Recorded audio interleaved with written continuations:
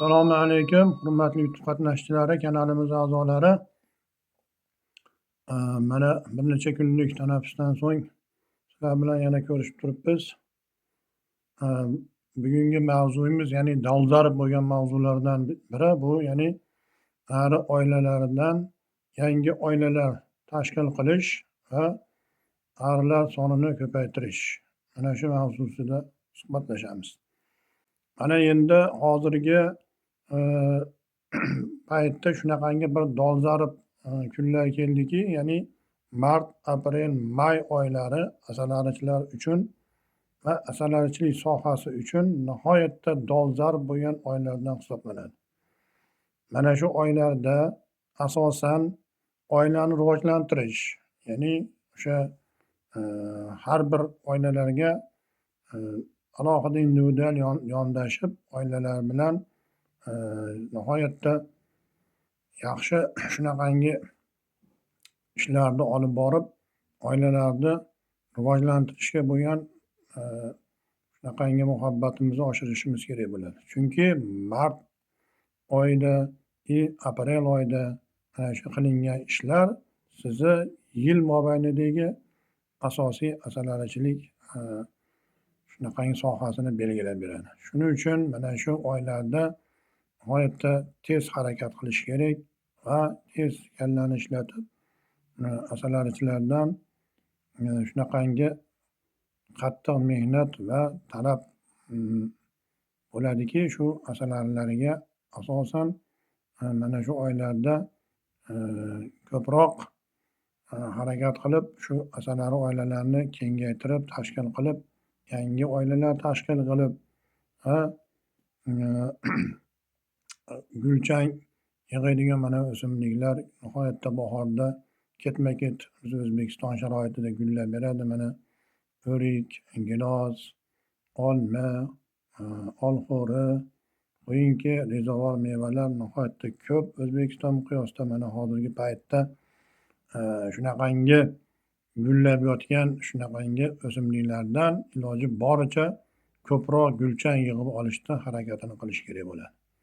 Chunki gulchang agar keragidan ortiqcha mana asalari oilalari uyasiga olib kiradi. Bularni endi ko'proq yig'ib olaman desangiz, alohida shunaqangi gulchang yig'uvchi apparatlardan qo'yib, mana oldingi darslarda aytib o'tib ketganmiz. Mana shu gulchang yig'ish orqali ham asalarichilikdan bir ma'lum bir miqdorda foyda olsa bo'ladi. Shunaqangi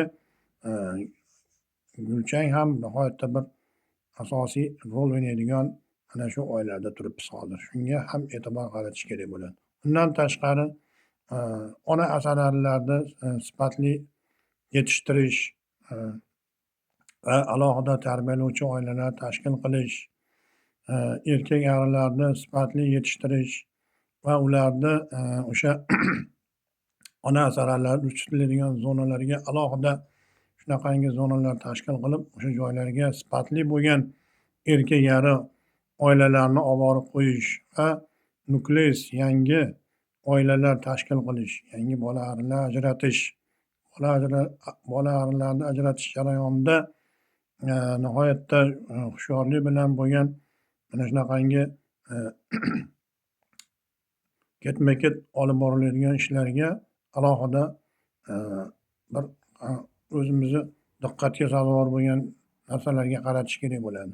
Chunki mana shu sizni hozirgi ishlab turgan mana shu oylarimiz, siz bilan biz ishlab turgan mana shu oylarimiz hozirgi mart, mana hozir o'tib ketdi, aprel, mana shu jarayonlarda asosan asalarichilar ko'proq biz O'zbekiston sharoitida paket asalarilar sotib, shundan ham daromad olishadi.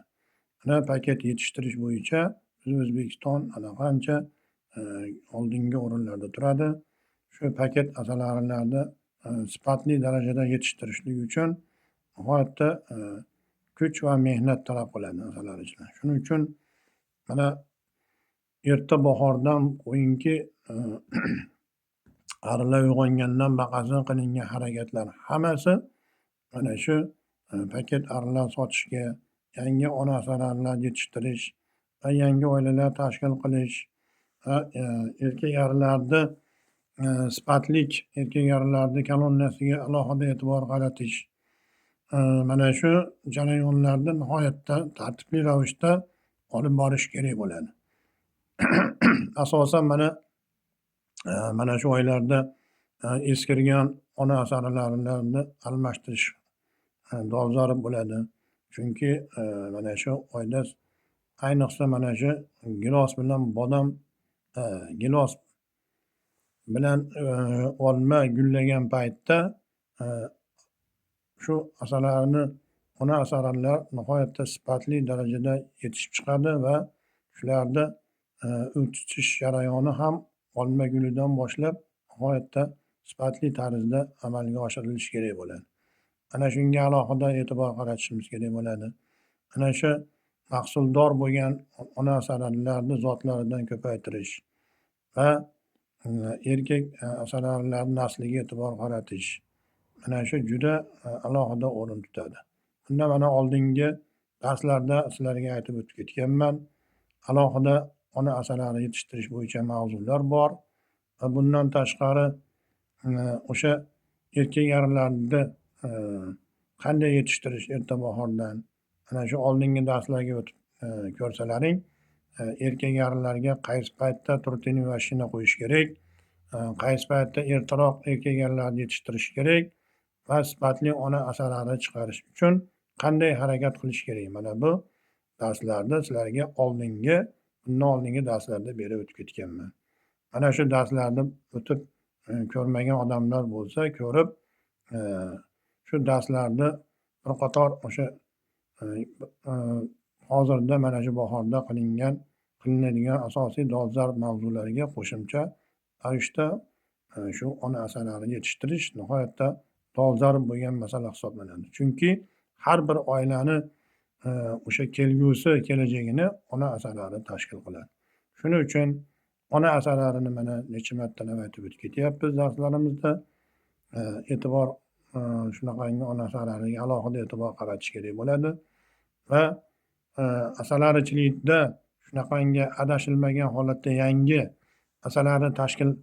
oilalarni tashkil qilayotgan yangi boshlayotgan yosh asalarichilar alohida yashiklarga e'tibor qaratish kerak bo'ladi. Qanaqangi yashiklarni sotib olsam bo'lar ekan, qanaqangi uyalarda arib boqsam bo'lar ekan va hokazo ko'plab shunaqangi savollar paydo bo'lishni boshladi.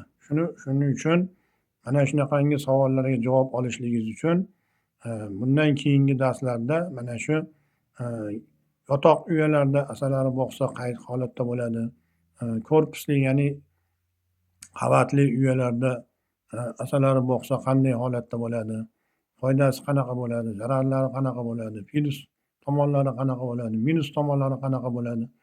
Mana shu to'g'risida sizlarga kelgusi darslarda aytib o'tib ketaman. Bugungi mavzuyimiz mana shundan iborat edi.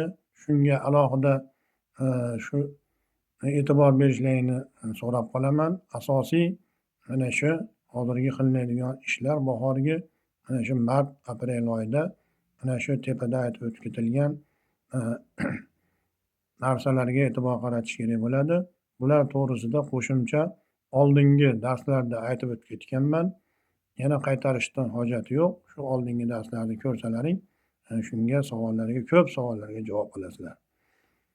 Mana shu bugungi darsimiz qisqacha shundan iborat. Kelgusi darslarimizni kuzatib boringlar. Foydali bo'lgan, manfaatli bo'lgan mavzularni yoritib berishga harakat qilamiz. Sog', salomat bo'linglar.